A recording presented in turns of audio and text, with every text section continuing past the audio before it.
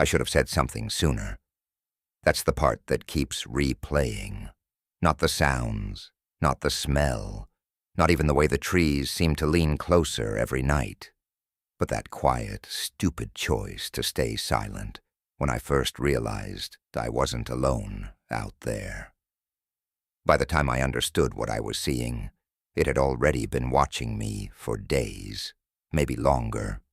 I just didn't know what I was looking at yet, and I need you to understand that, because if you think you'd react differently, if you think you'd just leave the second something felt off, you're wrong. It doesn't start with fear. It starts with doubt, and doubt is slow enough to get you killed. I moved out there because I needed distance. That's the simplest way to say it without dragging you through everything that came before. A small cabin at the edge of a forest, the kind of place where the road turns to dirt a mile before you arrive, and cell signal drops off like it's been cut with a knife. It wasn't meant to be permanent. Just a few weeks, maybe a month. Enough time to think. Enough time to breathe without feeling like something was pressing against my chest. The first night was quiet, not peaceful, just quiet in a way that felt unfamiliar.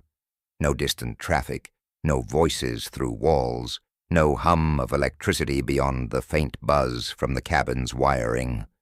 Just wind moving through branches and the occasional crack of something shifting deeper in the woods. It took me a while to fall asleep. Not because I was scared, just because silence has weight when you're not used to it. The second night, I noticed the tree line. You have to understand the layout. The cabin sat in a small clearing, maybe 20 yards across, surrounded by dense forest on all sides. During the day, it looked normal. Just trees. But at night, when the porch light was the only thing pushing back the dark, the edge of the woods became something else. A wall?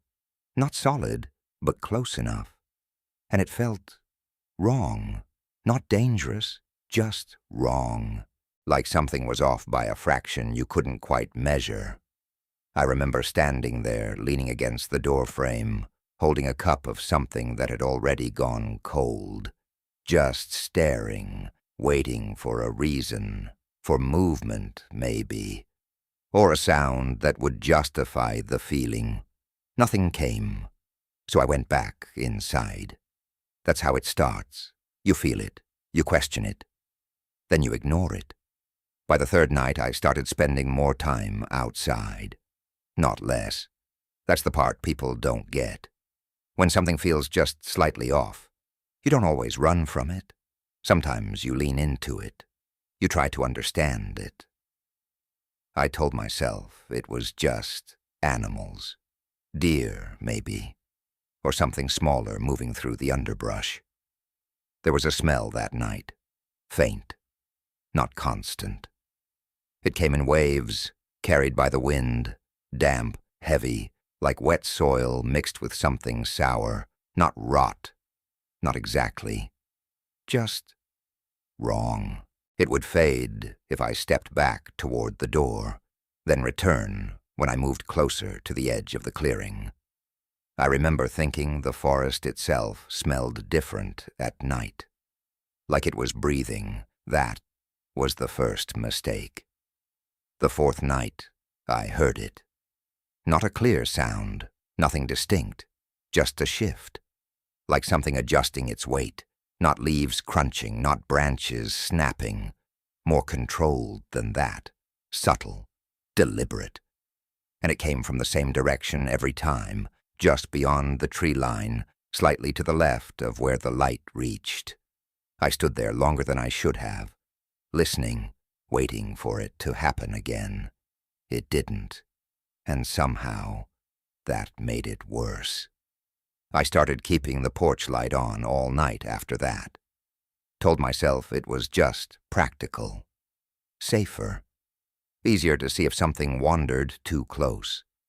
But the truth is, I didn't like how the dark felt when it pressed right up against the cabin. By the fifth night, I had a routine. Step outside. Step. Stand in the same spot. Look at the same section of trees. Wait. That's when I saw it for the first time. Not clearly. Not enough to understand what I was looking at. Just a shape that didn't belong. Too tall. Too narrow.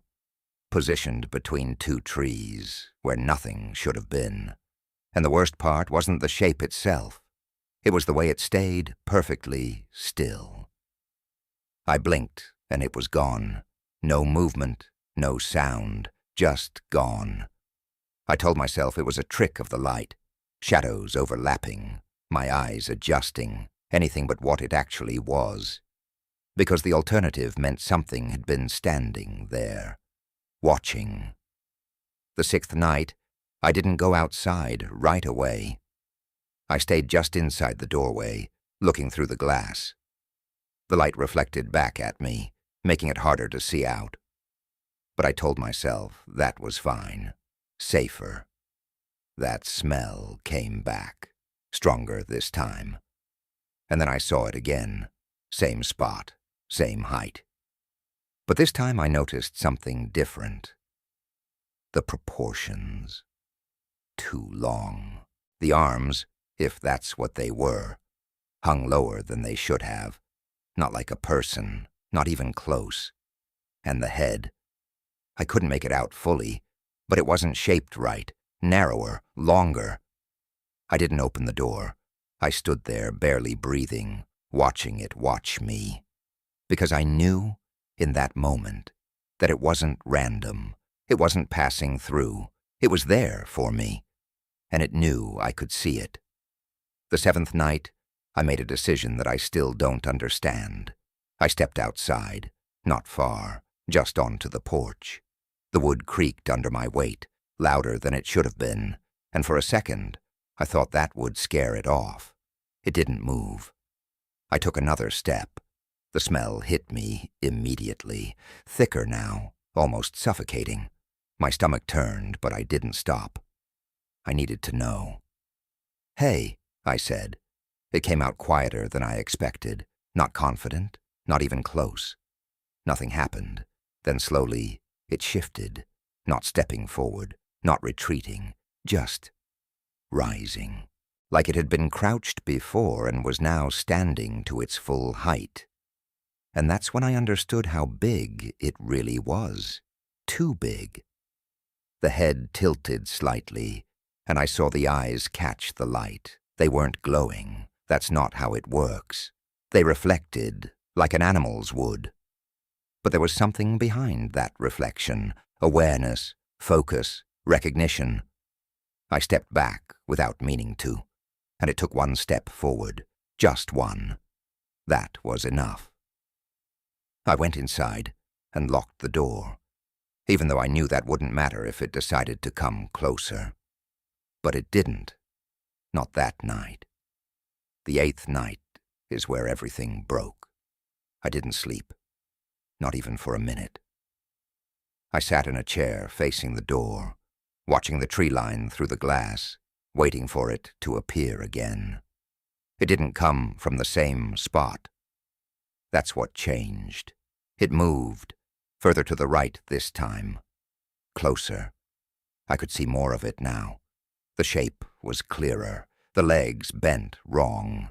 Not backward like some people describe, but not human either.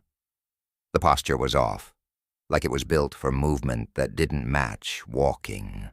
And the arms, they weren't just long. They were too relaxed, hanging in a way that suggested strength, not weakness. It wasn't thin, it was lean. There's a difference. I don't remember deciding to open the door. I just remember standing on the porch again, the cold air hitting my face, the smell wrapping around me like something alive. "You've been here every night," I said. It wasn't a question. The head tilted again, and then it did something I wasn't ready for. It stepped out of the tree line, fully, into the light. And for the first time, I saw it clearly enough to stop lying to myself. This wasn't something unknown in the way people use that word to soften things. It wasn't a shadow or a trick or a misidentified animal. It was real, and it had been choosing to stay just out of sight. The fur, if you can call it that, was patchy, dark, matted in places. The face was wrong in a way that's hard to explain without you seeing it yourself. Not fully wolf, not human, something in between, but stretched, pulled into a shape that didn't belong in either category. It didn't growl. It didn't bare its teeth. It just stood there, looking at me like I was something it had already decided on. And then it took another step forward. That's when I felt it. Not fear. Not yet. Something deeper. A realization. It wasn't curious. It wasn't cautious. It had been waiting. The ninth night never really started, because I didn't make it that far. I packed what I could before sunrise, didn't look outside, didn't check if it was still there. I just moved, fast, mechanical. Like if I slowed down, I'd give something time to catch up. The drive out felt longer than it should have. Every turn of the road, every stretch of trees on either side, I kept expecting to see it. Standing there, watching, but I didn't. And for a while, I told myself that meant I was safe. I was wrong, because it was never about the cabin. That was just where I noticed it. The last thing I need to tell you is the part I didn't understand until later. The part that doesn't fit, no matter how you try to explain it. It wasn't coming closer each night. I was. Not physically, not in any way that makes sense on paper. But every time I stepped outside, every time I stayed a little longer, looked a little harder, tried to understand instead of leaving, something changed. The distance between us shrank. And I know, it was letting me do that, letting me feel like I was in control, like I was the one deciding how close we got. Until the night it stepped into the light. Because that wasn't the first time it could have. It was just the first time it chose to. And if you take anything from this, anything at all, it's this.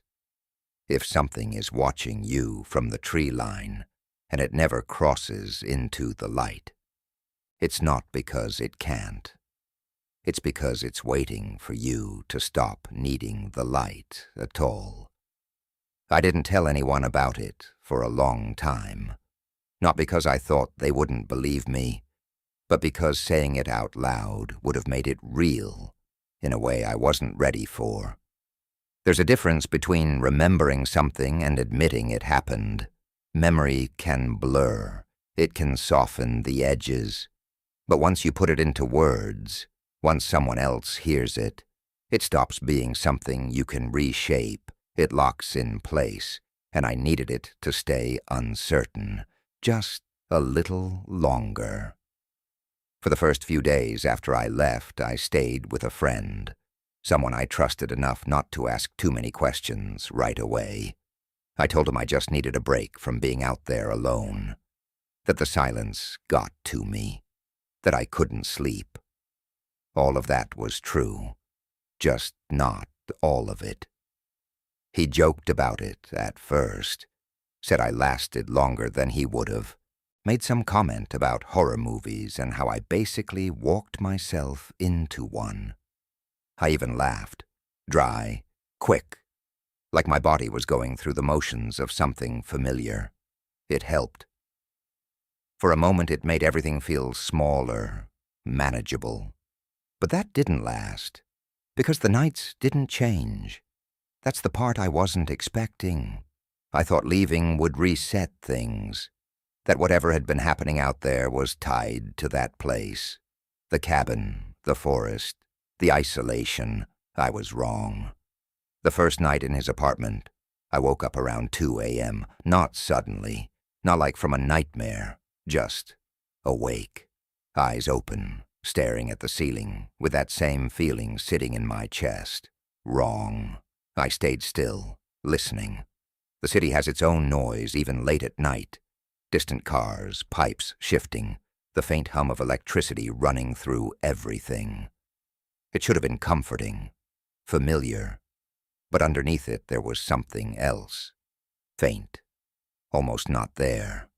A rhythm, slow, irregular, not inside the apartment, outside. I sat up, my heart starting to pick up in a way I couldn't control. The window was across the room, half covered by thin curtains that moved slightly with the air. I remember staring at them for longer than I should have, watching the fabric shift, trying to convince myself that's all I was seeing, just movement, just air. Then the smell hit me, weaker than before, but unmistakable, damp, sour, alive in the wrong way. I didn't go to the window. That's something I'm still not sure I understand about myself. Back at the cabin, I kept stepping closer, pushing it, testing it. But here, something in me resisted, like part of me had already learned the cost. So I stayed where I was, sitting on the edge of the bed, staring at those curtains, listening to that slow, uneven sound from outside. And eventually, it stopped. Not faded, not moved away. Stopped. Like whatever was making it had chosen to be still. I didn't sleep after that. The next morning I almost convinced myself it was nothing.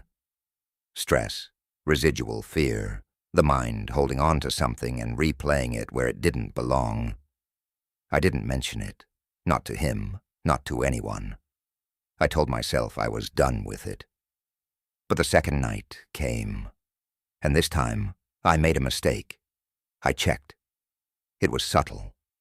That same feeling dragged me out of sleep again, earlier than before. The room felt colder, not physically, not in a way you could measure, just hollow, like something had been removed from the air. The rhythm was there again, closer. I could feel it more than hear it now. That's the only way I can describe it, like a pressure that lined up with something just outside the range of normal sound. And the curtains? They weren't moving, not at all. I don't remember deciding to get up. My body just did it. Slow, careful, like any sudden movement would draw attention. I crossed the room one step at a time, every instinct telling me to stop, to turn around, to go back to the bed and pretend I hadn't woken up. But I didn't.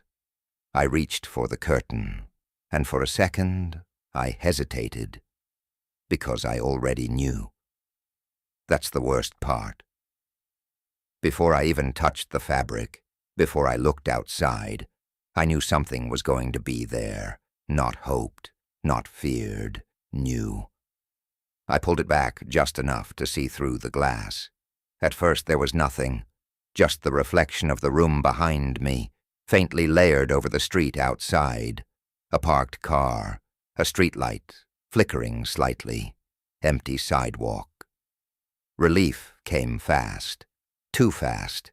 It hit me like a release, like everything I'd been holding finally letting go at once. And then I looked a little further, past the streetlight, to where the light stopped reaching. There are trees along that street. Not dense, not like the forest. Just scattered, planted along the sidewalk, their branches thin, uneven.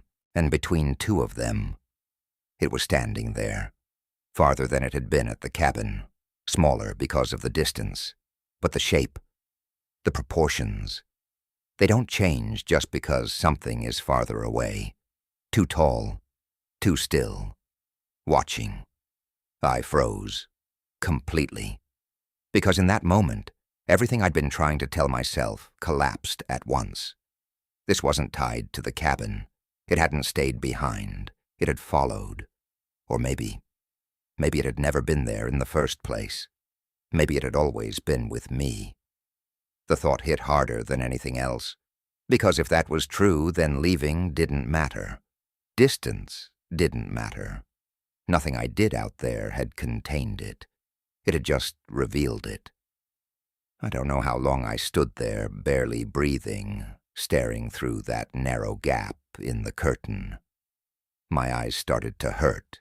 My chest tightened, but I couldn't look away, and then it moved. Not like before, not slow, not subtle, fast. One step forward, closing more distance than should have been possible in a single motion. The limbs didn't move right. The body didn't shift the way something built like that should shift. It just advanced, and then it stopped again.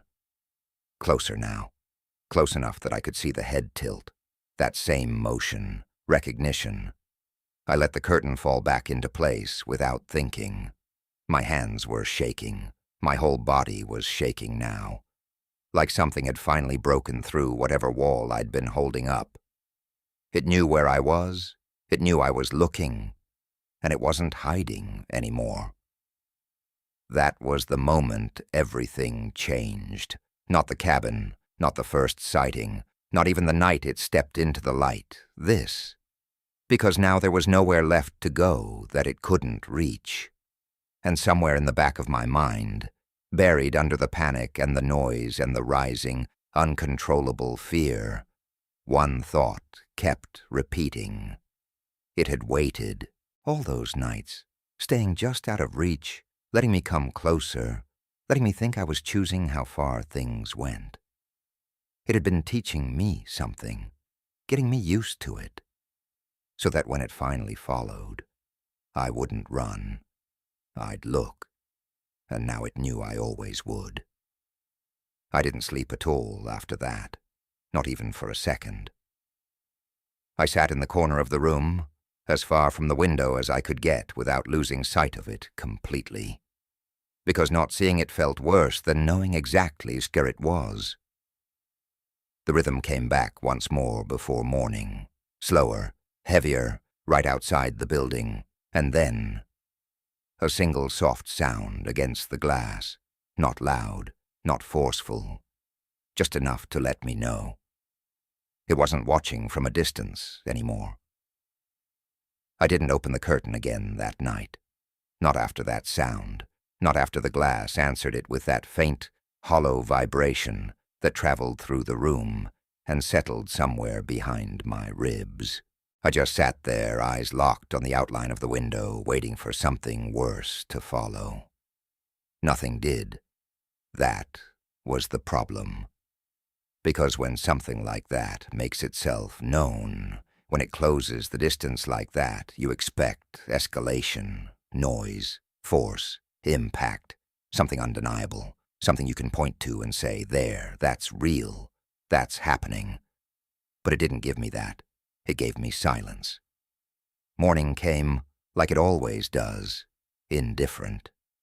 Pale light bleeding through the curtains, softening everything, making the night feel like something imagined. For a few seconds, just a few, I almost believed it. My body was still tense, still wired, but my mind, it tried to rewrite things, tried to make it smaller, until I saw the window.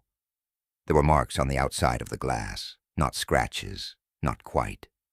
More like smears, long, uneven streaks, dragged downward at an angle, as if something had rested there for a moment, and then shifted its weight before pulling away.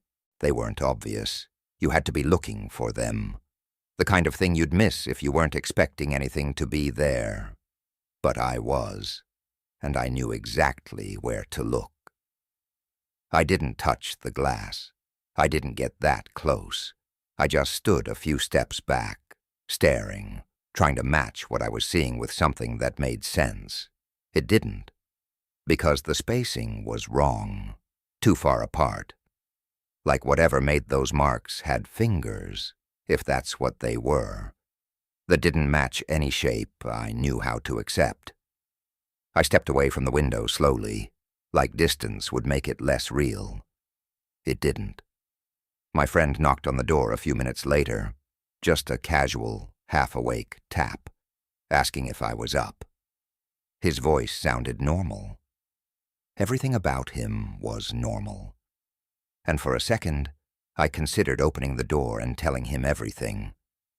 But then I pictured it, the way I'd have to explain it, the gaps, the parts that didn't line up cleanly, the way it would sound once it left my head and entered the air between us, and worse, the way he'd look at the window. Because if he saw those marks, they wouldn't be just mine anymore. So I said nothing. I opened the door, nodded, acted like I'd just woken up, told him I didn't sleep well. That part, at least, didn't need to be faked. We had coffee, sat at the table, talked about nothing, the kind of conversation that fills space without meaning anything. And the whole time, I could feel it behind me. Not physically, not like something was standing there in the room, but present. Like a thought that doesn't belong to you, but won't leave. Every now and then, I'd catch myself almost turning toward the window, not fully, just a slight shift, a pull. I forced myself to stop, because I knew what would happen if I looked again. It wouldn't be gone, and if it was gone, that might be worse. I left that day, packed what little I had brought, and made an excuse about needing to handle something back home. He didn't push. He could tell something was off, but not enough to press. Not enough to break through whatever wall I'd put up. I think part of me hoped distance would still matter. That maybe I'd been wrong, that maybe it hadn't followed me, not really. That maybe it was tied to that place and what I saw in the city was just the last echo of something my mind hadn't fully let go of. I drove for hours. Didn't stop unless I had to. Didn't look at tree lines. Didn't check reflections. I kept my focus narrow. Road, signs, movement. Anything that kept me from drifting. By the time I reached my place, it was already getting dark. That bothered me more than it should have. I told myself it didn't matter, that this was different, familiar, controlled. I knew this space, knew the sounds, the layout, the way light moved through it at night. But as I unlocked the door, stepped inside, and let it close behind me, that same feeling settled in, wrong, not as strong, not immediate. But there, I turned on every light, not just in the main room, everywhere. Kitchen, bathroom, hallway. I wanted no shadows, no corners where something could sit just out of sight. It helped. A little. I kept moving, put things away, checked doors, checked windows, twice, 3 times. The routine gave me something to hold on to, something structured, predictable. By the time I stopped, the night had fully settled in, and the silence. It wasn't the same as the cabin. It wasn't even the same as the apartment. This was something else, thicker, like the space itself was waiting. I sat down, finally on the edge of the couch, hands resting on my knees, eyes drifting without focus. My body felt heavy, but my mind wouldn't slow down. Every thought kept circling back to the same point. The window. There's one in the living room, larger than the others, faces the street, but there's a line of trees just beyond the sidewalk.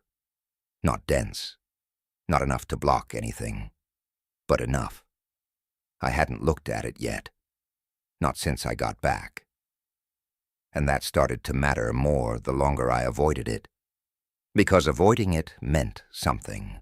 It meant I expected something to be there, and that expectation, it was starting to feel familiar, the same way it had at the cabin, the same slow pull. I stood up before I realized I was going to, walked toward it.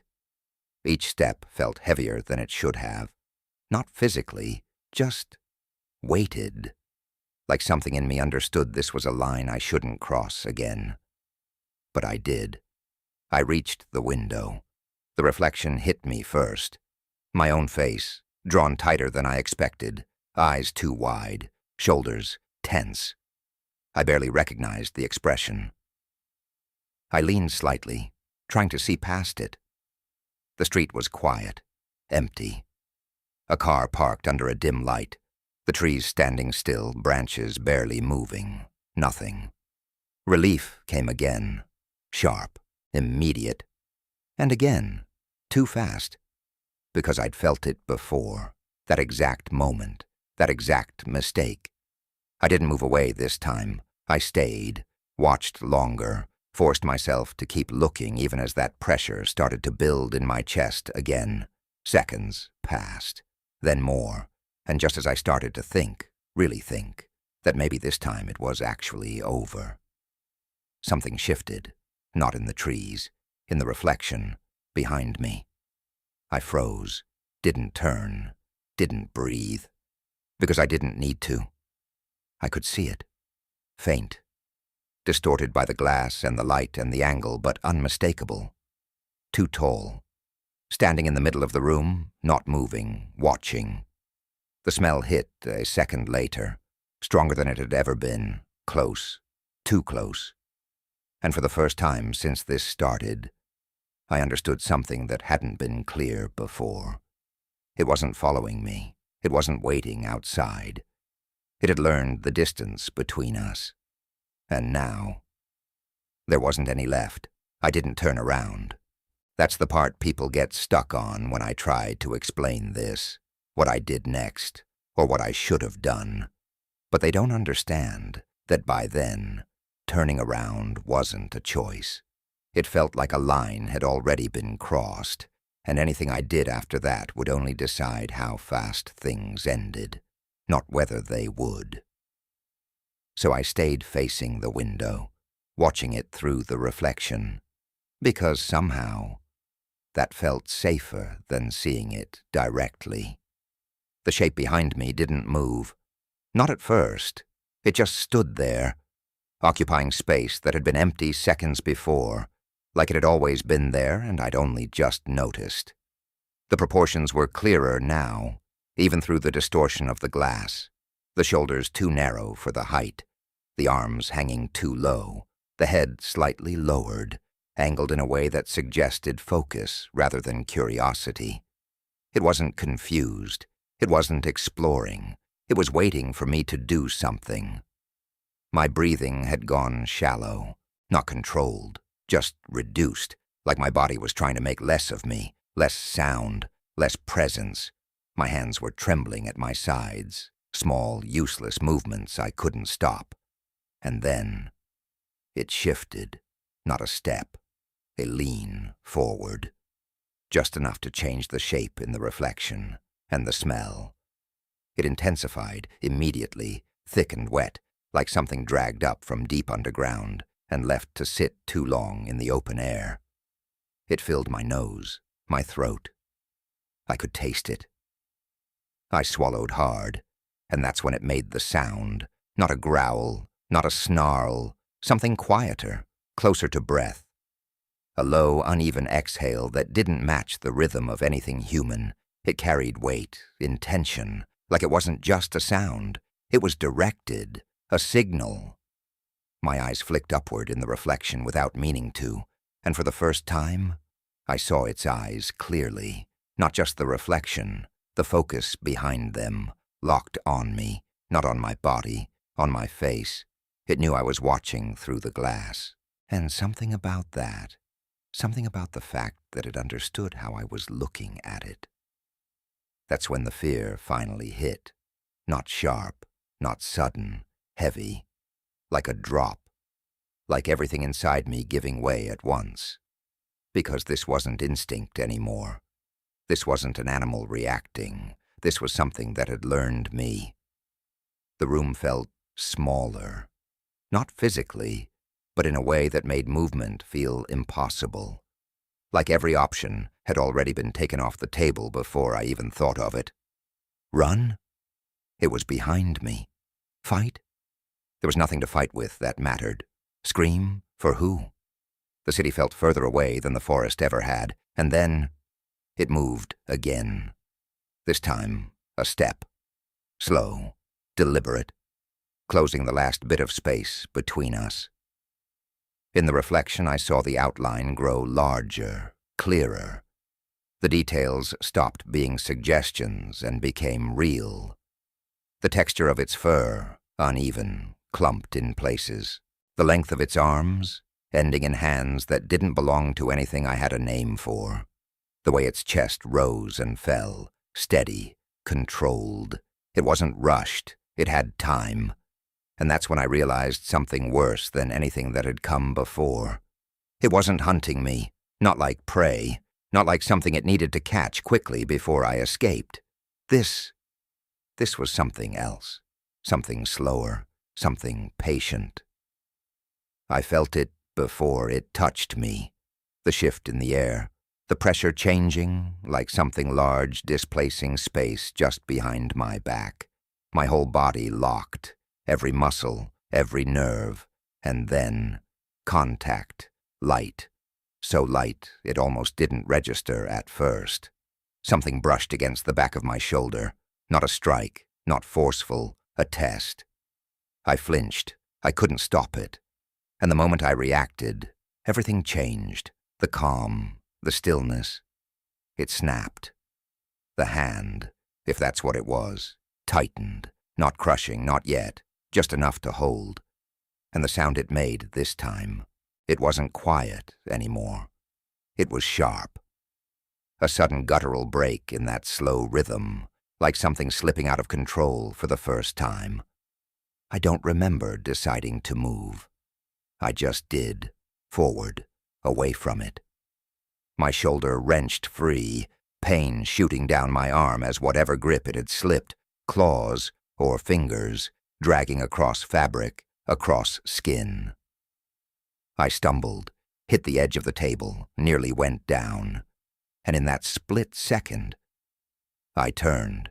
I wish I hadn't.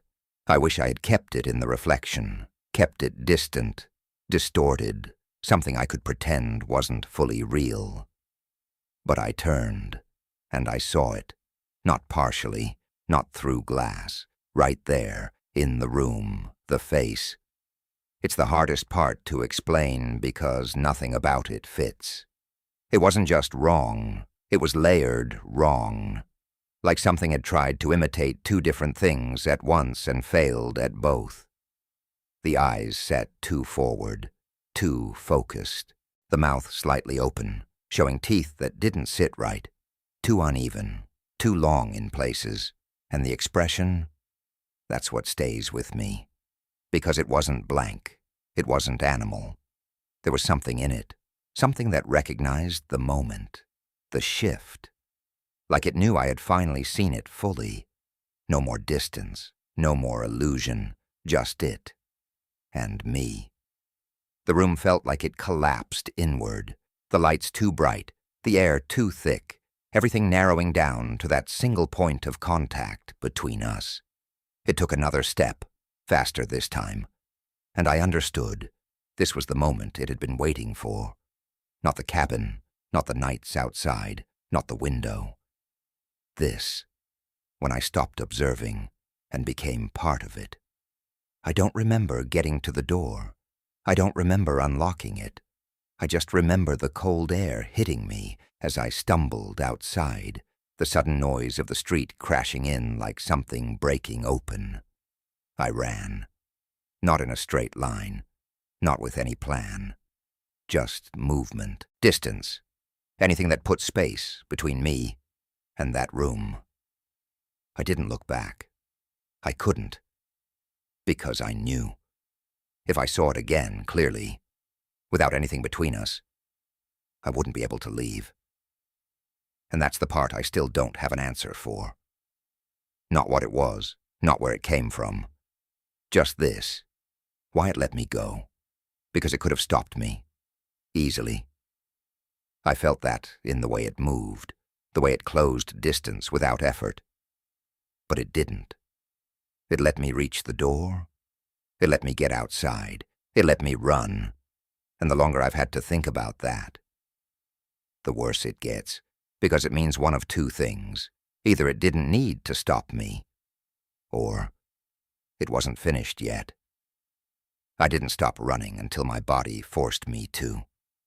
Not because I felt safe. There was no point where that happened.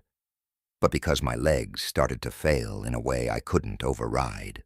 My lungs burned, my vision narrowed, and the city around me blurred into something unreal, like I was moving through a place that didn't belong to me anymore. I ended up a few blocks away, I think. It's hard to be sure. Distance didn't feel reliable after that. I remember leaning against a wall, hands pressed to my knees, trying to breathe quietly, even though everything in me was screaming for air. And that's when it hit me. The silence, not the absence of noise.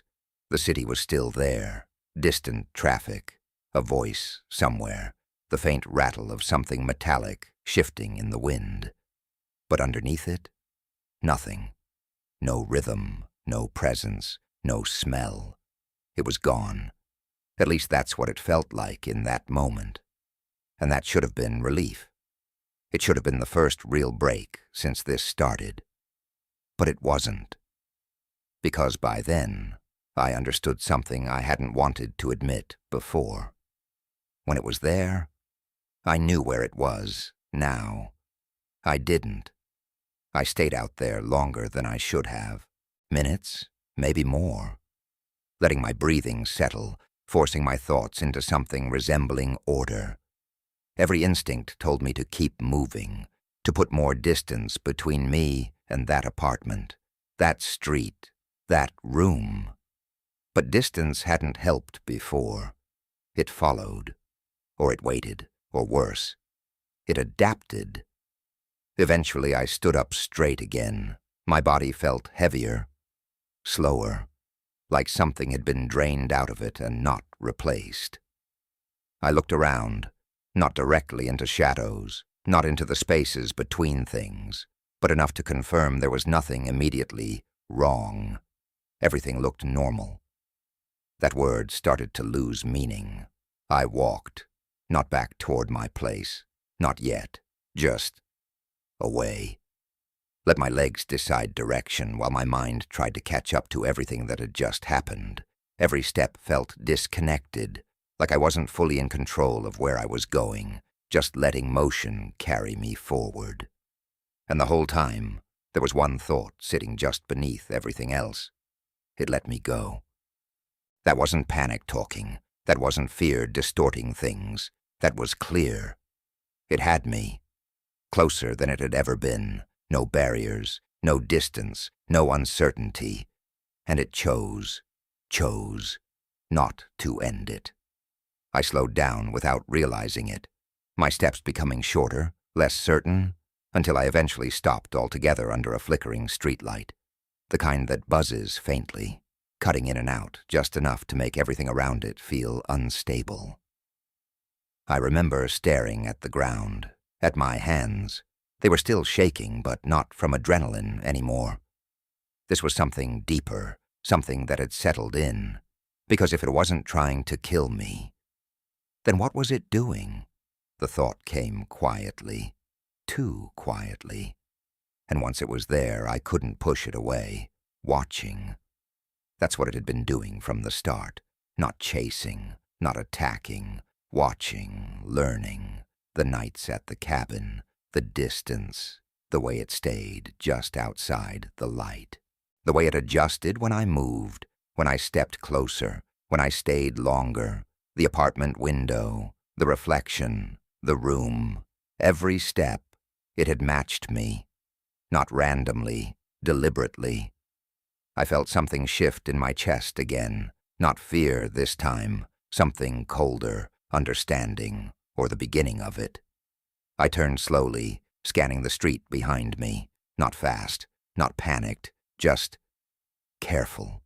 Nothing, just empty pavement, quiet buildings, dim lights. But that didn't mean anything anymore, because it didn't need to stand out there in the open. It had already proven that.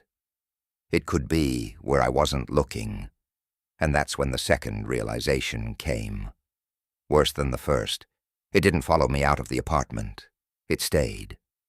The thought hit so hard I actually took a step back, because that meant it wasn't done with that place.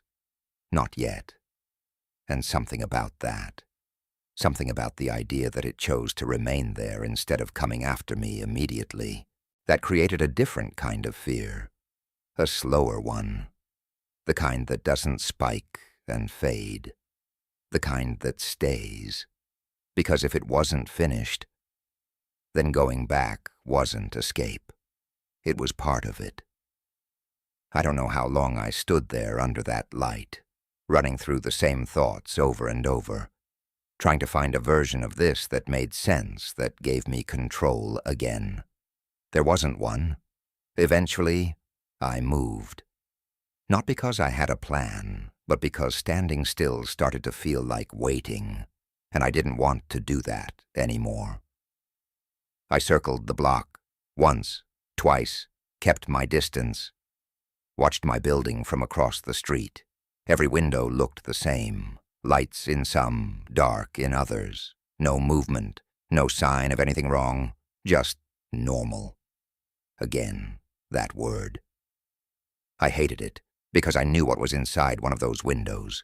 I knew what had been standing in that room, and I knew it might still be there, waiting. The idea of going back made something in my body resist immediately. My chest tightened. My legs felt heavier, like they were trying to anchor me in place, but there was something else, too. Something quieter, pulling. The same thing I'd felt at the cabin, that need to confirm, to see, to understand. It didn't feel like curiosity anymore. It felt trained. And that realization, that it might not be entirely my own, that scared me more than anything it had done physically, because it meant this wasn't just happening to me. I was part of it now. I don't remember making the decision. I just remember crossing the street. Slow, deliberate. Every step toward the building feeling heavier than the last.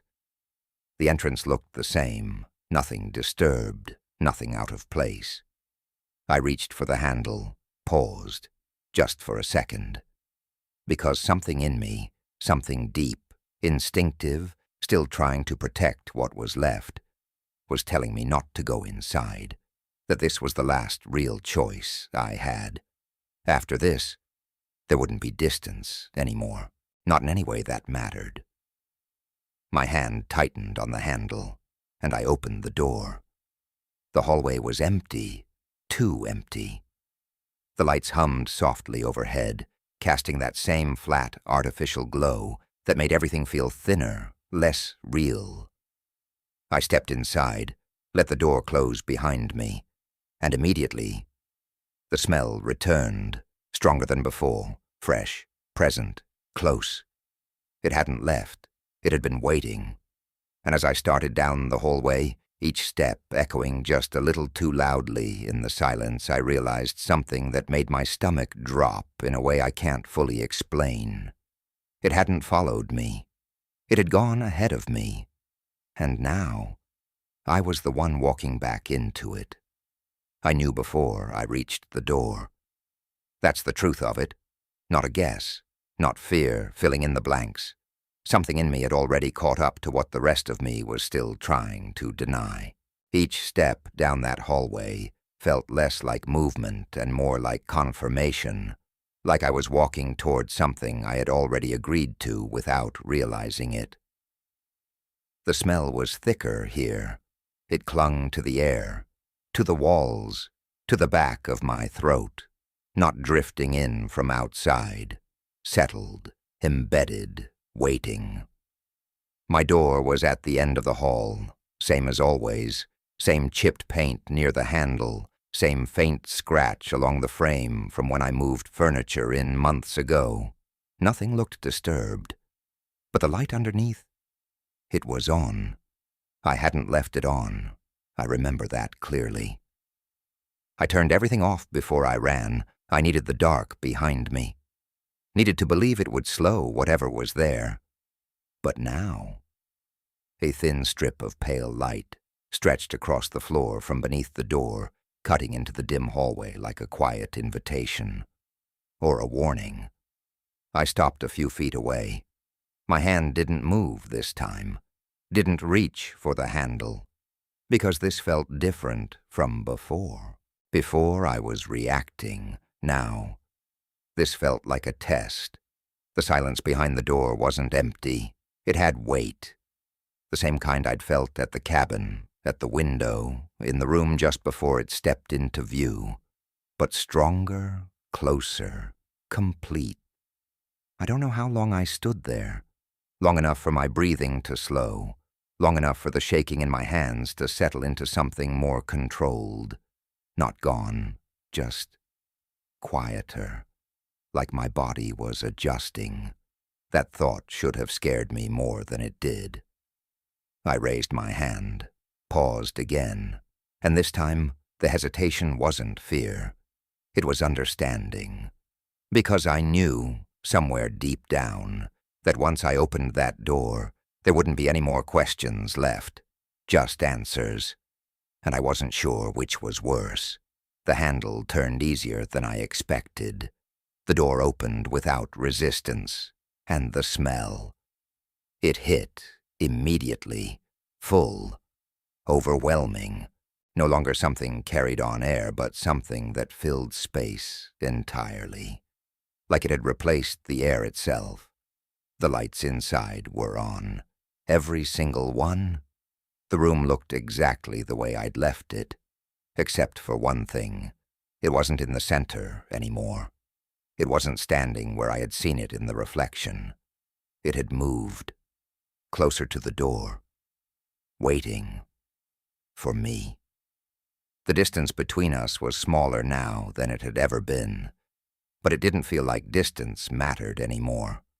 Not the way it used to. Not the way it did at the cabin, or even earlier that night. Because now, there was nothing between us. No glass, no reflection, no illusion, just space. And it filled that space completely. It didn't step forward. It didn't need to. The head tilted slightly, the same way it always had, that small, almost curious motion that I had once mistaken for uncertainty. It wasn't uncertainty. It was recognition, again. But this time, different.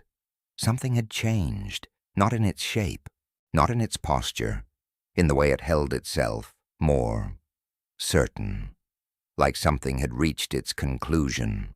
I didn't move, couldn't, because the same realization that had been building since the cabin finally settled into something clear. This was never about where I was. It was about how far I would go, how long I would stay, how many times I would choose to look instead of leave, and now, there was nowhere left to step back to. The room felt smaller again, the air heavier, my chest tightened, but not from panic, from pressure, from something closing in that didn't rely on movement. It took a step, slow, measured, and I felt it in my body before I fully processed it with my eyes. Not fear, recognition, like something in me had been waiting for this too. That thought hit hard, too hard. I forced myself to focus, to see clearly, to not let whatever that was take over. Its arm lifted, not fast, not aggressive, deliberate. The hand, long, uneven, wrong, extended slightly, stopping just short of where I stood, not reaching to grab, not yet, offering distance, the same distance it had controlled from the beginning, only now it was giving it to me, letting me decide. That's when it became clear in a way I couldn't ignore anymore. It wasn't just watching me. It had been shaping my choices. Every night at the cabin, every step closer. Every moment I stayed instead of leaving. Every time I looked. This wasn't random. It was a process, and I had followed it exactly the way it needed me to. My throat felt dry. My mouth wouldn't form words, even if I'd known what to say. Because what do you say when you realize you've been guided into something like this? when the line between your decisions and its influence disappears. The hand didn't move any closer. It stayed there, waiting. And something in me, something that didn't feel like fear, didn't feel like resistance, started to rise. A pull. Familiar. The same one from the tree line, from the window, from the reflection. Only stronger now, clearer, like it had finally reached its full shape. My fingers twitched. I didn't want them to, but they did. A small movement, barely anything. And the moment it happened, the creature reacted, not violently, not suddenly, but with certainty. It stepped closer, closing the last of the space I thought I still had, and I understood, too late, that this was never about whether I would run. It was about whether I would reach back, my hand lifted, slow, uncontrolled, like something else was finishing the motion for me. And just before our fingers touched, just before that final line disappeared completely, I realized what it had been waiting for. Not to catch me, not to chase me, not even to follow me. It had been waiting for me to stop seeing it as something outside of me. Because the moment I touched it, the moment I accepted that connection, there wouldn't be a difference anymore. And the worst part, the part I still can't escape, is that when my hand finally met its, I didn't feel fear. I felt recognition, like I had just found something that had been missing, something that had been watching me, because it was always meant to be part of me. And in that moment, as the room seemed to fold inward, as the air thickened, as everything I understood about distance and self and choice collapsed into something else entirely, I realized the truth I had been avoiding since the very first night at the tree line. It wasn't watching me. It was waiting for me to see it clearly enough to understand that I had been walking toward it long before it ever stepped out of the dark. I don't remember falling. That's the first thing that's missing. 1 second my hand was against it, skin against something that shouldn't have felt like skin. And the next, there's nothing. Not black, not empty. Just a break. Like a piece of film cut out and burned. When things come back, I'm already on the floor, cold against my cheek, my arm twisted under me in a way that aches the second I try to move it. The lights are still on, too bright, drilling into my eyes, making everything feel harsher than it should. And the smell. It's gone, completely. Not faded, not lingering, gone. I stayed there longer than I needed to. Not because I couldn't get up, but because I didn't trust what would happen if I did. My body felt wrong, not injured, not weak, just unfamiliar, like something had been adjusted slightly out of alignment and hadn't settled back yet. Slowly, I pushed myself up. Every movement deliberate, careful, testing. Nothing stopped me, no resistance, no presence. I looked around the room. It was empty. Exactly the way it should have been. The same furniture, the same layout. No signs of anything out of place, no marks, no damage, no indication that something had been standing there seconds or minutes or hours ago. Just normal. That word again. It didn't comfort me anymore. It felt like a lie I couldn't prove. I stood there trying to match what I remembered with what I was seeing, trying to find some overlap, some detail that connected the two. There wasn't one, and that's when the doubt started. Not the kind from the beginning, not the slow, creeping uncertainty that lets you dismiss things piece by piece. This was sharper, more dangerous, because it came with a question I couldn't answer. Did it actually happen? I staggered slightly, catching myself on the edge of the table. My head felt heavy, like something was pressing down from the inside. Thoughts didn't line up the way they should. Every time I tried to hold on to a clear image of it, its face, its shape, the way it moved, Something slipped, details blurred, edges softened, like my own mind was pulling back from it, and I let it, for a moment, because the alternative, holding on to it fully, accepting every detail as real, felt like stepping back into that room with it all over again. I moved to the window, slowly, not because I wanted to check, because I needed to see something that made sense. The street outside looked the same as before. Quiet, empty.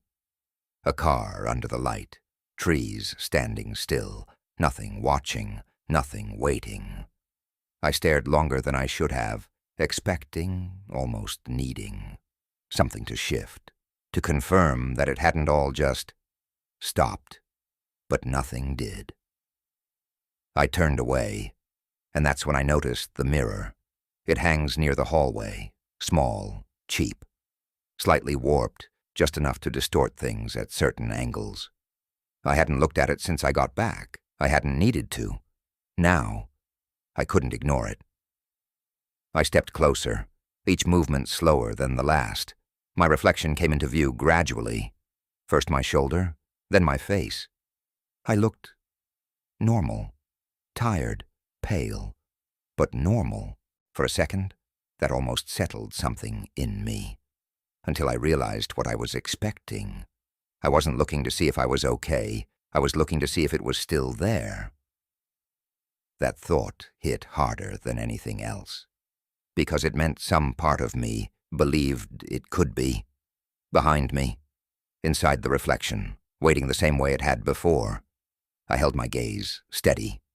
Didn't blink, didn't move. And for a moment, nothing happened. Just me. Just a reflection. Just a room that made sense again. Relief started to creep in, slow, careful. And then, something felt off. Not in the mirror. In me, a shift, subtle but enough. I tilted my head slightly, and my reflection followed, exactly, perfectly. Nothing wrong, nothing delayed, nothing out of place. And that's when I understood the final part. The thing that had been building underneath everything else. The reason it let me go. The reason it didn't stop me from leaving. The reason it didn't need to follow me anymore. I stepped closer to the mirror. Close enough that my breath fogged the glass. Close enough that I could see every detail of my own eyes. And for a second, just a second, I thought I saw it. Not clearly, not fully. Just a shape, a depth. Something behind the reflection that didn't belong to the surface. I blinked, and it was gone. Just me again, just my face. But the feeling didn't leave, because I knew. I knew. It hadn't disappeared. It hadn't gone back to the trees. It hadn't stayed in the room. It hadn't followed me in any way that distance could measure. It had done something else, something worse, something final. It had crossed the only line that mattered, the one I didn't understand until it was already gone. I lifted my hand again, slow, controlled this time, and placed it against the mirror. My reflection did the same, perfect, exact, normal. But underneath that, beneath the surface where the glass stopped and something else began, I could feel it. Not physically, not in a way I could prove, but there, present, watching. The same way it had always been. Only now, there was no distance left to close, no light to step into, no tree line to hide behind. Because when I look at my reflection now, really look, I don't see something standing behind me anymore. I see something looking out. And the worst part, the part that makes all of this unavoidable, no matter how far I go, no matter how much I try to ignore it, is that I can't tell anymore which one of us is doing the watching. And if you've ever felt that, even once, that moment where your reflection doesn't feel entirely yours, where something in your own eyes seems just slightly out of place, then you need to understand this before it's too late. It doesn't start with fear. It starts with looking. And if you keep looking, if you try to understand it, get closer to it, make sense of it, you won't notice when the distance disappears. You won't feel the moment it changes. You won't even realize it's already happened, because by the time you see it clearly, by the time you finally understand what's been watching you all along, it won't be standing out there in the dark anymore. It'll be right where it was always meant to be. Close, still, waiting, and you'll already be close enough to reach back. I tried to stop looking. That sounds simple when you say it out loud, like it's a decision you can make once and stick to, but it isn't. Not after that point. Not after you've already crossed whatever line separates curiosity from whatever this becomes. Because once you've seen it, really seen it, you don't just remember it, you check for it. That's the part no one warns you about. The next morning I covered the mirror, a towel, nothing dramatic, just something to break the reflection, to turn it back into a surface instead of a window. I didn't think too hard about it. I just did it, quick, efficient, like ripping off a bandage you don't want to examine. It helped. For a while. I moved through the apartment without catching glimpses of myself in passing. No accidental reflections in glass. No momentary flashes that pulled my attention before I could stop it. Everything felt flatter, simpler, safer. But that didn't last, because the problem wasn't the mirror. It was the habit. Every reflective surface became something I had to account for. The black screen of my phone, the microwave door, the faint sheen on a turned-off TV. Even the window at certain angles, when the outside light shifted just enough to push my reflection back at me. And each time, there was that moment. That hesitation, that pull. Look, just to be sure. Just for a second. I resisted at first, forced my eyes away, turned objects, covered things, adjusted lighting. I built a routine around avoiding it, convincing myself that control was still possible if I managed the environment well enough. But control isn't something you keep once you start structuring your life around avoiding a single thing. That's just another form of orbit, and it kept tightening. The first time I slipped, it was small, accidental. I picked up my phone without thinking, the screen still dark, and for a fraction of a second, I saw my own face staring back at me before it lit up. Nothing was wrong, nothing changed, but my heart still jumped. Because for that fraction of a second, I didn't know what I was going to see. And that uncertainty, it lingered, it grew. It started to matter more than it should have. I began checking on purpose. That's the part I hate admitting, not constantly, not at first, just sometimes. Quick glances, controlled, measured, like I could keep it contained if I approached it carefully enough. Every time, it was the same. My reflection, normal, unchanged. But the feeling never went away, that something was just beneath it, just out of alignment, waiting. Days passed like that. Maybe longer. Time started to lose structure. Sleep came in pieces, broken by moments where I'd wake up and instinctively look toward where the mirror used to be, even though I knew it was covered. More than once I thought I saw movement under the towel, subtle, barely there, like something shifting behind fabric that shouldn't have had anything behind it. I never checked. Not then. I told myself that was a line I wouldn't cross again. That I'd learned, that I understood the cost now. But understanding doesn't stop the pull. It just makes you aware of it, stronger, clearer, and harder to ignore. The second time I slipped wasn't accidental. It was deliberate. Late. The apartment was quiet in that heavy way it gets after midnight. when every sound feels isolated, like it doesn't belong to anything else.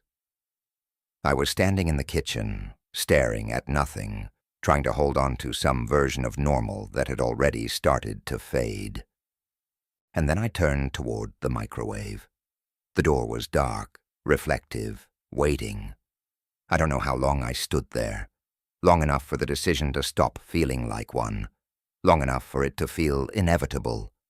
I stepped closer, slow, controlled. The reflection came into view. My face first, then my shoulders, then the space behind me. Everything looked right, exactly as it should. And for a moment, I almost believed it again. Almost. Until I noticed something small, too small for anyone else to care about, but not small enough to ignore. My reflection was breathing differently, not out of sync, not delayed, just deeper, subtly. The rise and fall of its chest just a fraction more pronounced than mine. I froze, because I knew my own breathing. I could feel it, shallow, tight, controlled. But what I was seeing didn't match. I held my breath, completely. Stopped it. And for a second, so did it. Perfect, exact. Relief tried to come back, tried to settle in, but it didn't get the chance. Because just before I exhaled, just before my body gave in and forced that next breath, I saw it. The smallest delay, a fraction, a hesitation, and then it inhaled before I did. I stumbled back, hard. The chair behind me scraped loudly against the floor as I hit it, the sound breaking whatever silence had settled in the room. My chest tightened, breath finally rushing back in, uneven, uncontrolled. And the reflection matched me again. Perfectly. Like nothing had happened, like it had always been that way. I didn't look again, not that night.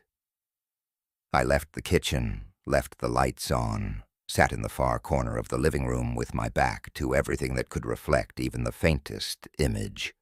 And I understood something I hadn't wanted to accept before. It wasn't just watching Sem anymore.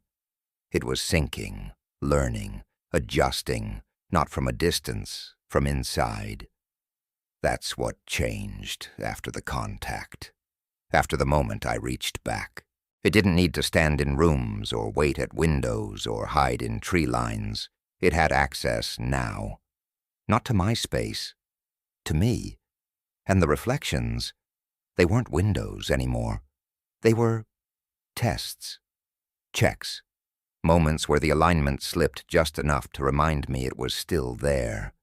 Still watching, still learning. The next morning I took the towel down from the mirror. I don't know why. I told myself I was done hiding from it, that avoiding it was only making it worse, that I needed to face it directly if I was going to have any control left at all. That was the lie I chose, because the truth, the real reason, was simpler. I needed to see how far it had gone. The mirror was clear, uncovered, waiting. I stepped in front of it. No hesitation this time, no slow approach, just direct, immediate. My reflection looked back at me, normal, still calm, too calm.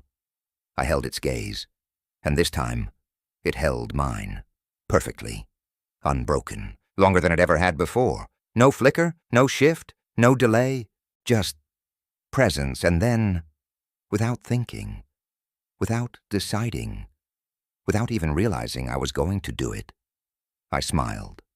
A small movement. Barely anything. And for the first time since this started, my reflection didn't copy me. It smiled first. I didn't move right away. That's what stays with me now. Not the smile itself, not even the fact that it came from something that was supposed to be me, but the stillness that followed. The way my body just paused, like it needed a second to understand what it had just seen. Because it wasn't delayed. It wasn't a trick of timing or perception. It was first. That small difference broke something I didn't even realize I was still holding on to. Up until that moment, there had always been a gap, a delay. Even at its worst, there was still that thin layer where I could pretend the reflection was reacting to me, even if it didn't match perfectly, even if something felt off. But now, there was no gap left. I stared at it, and it stared back, still smiling, not wide, not exaggerated, just enough to feel intentional, enough to feel like a decision. Slowly, carefully, I let the smile fall from my face. The muscles in my cheeks relaxed, my lips flattened, my jaw tightened slightly as I tried to steady my breathing. In the mirror, it stayed, for a second too long, just long enough to confirm it. Then it faded, matching me again, perfect, like nothing had happened. But it had, and we both knew it. I took a step back. The distance between me and the mirror opened slightly, but it didn't feel like distance anymore. Not the way it used to, not something that created safety, just space, empty space. I brought a hand up, ran it across my face, grounding myself in something physical, something real. Skin, heat, movement I could feel directly instead of watching. The reflection followed, exactly. No delay, no difference. And that's when the thought came back. Not loud, not sudden, just there, clear. It's done. I didn't want to accept that. I tried to push it aside, tried to find something that contradicted it, some sign that this was still ongoing, still changing, something I could interrupt, control, reverse. But there was nothing left to escalate, no more distance to close, no more steps to take, no more nights of it watching from somewhere else, because it wasn't somewhere else anymore. I looked at my eyes again, really looked, and this time I didn't search for something behind them. I didn't try to catch movement or misalignment or delay. I just watched, and the longer I did, the more that feeling settled in, not wrong, not foreign, familiar, like something that had always been there, just slightly out of sync, finally locking into place. That's when the fear changed, because it didn't disappear. It shifted, it got quieter, heavier, less about what might happen, and more about what already had. I stepped away from the mirror, turned, walked into the living room. Every movement felt normal again, smooth, controlled. My body responding exactly the way it should, no hesitation, no resistance. I picked up my phone. The screen lit up. My reflection stared back at me for a split second before the display took over. And for the first time since this started, I didn't hesitate. I didn't check. I didn't look again, because I didn't need to anymore. That part was finished. I understand now why it let me go, why it didn't stop me when it had the chance, why it didn't chase me when I ran. It was never trying to keep me in one place. It didn't need to.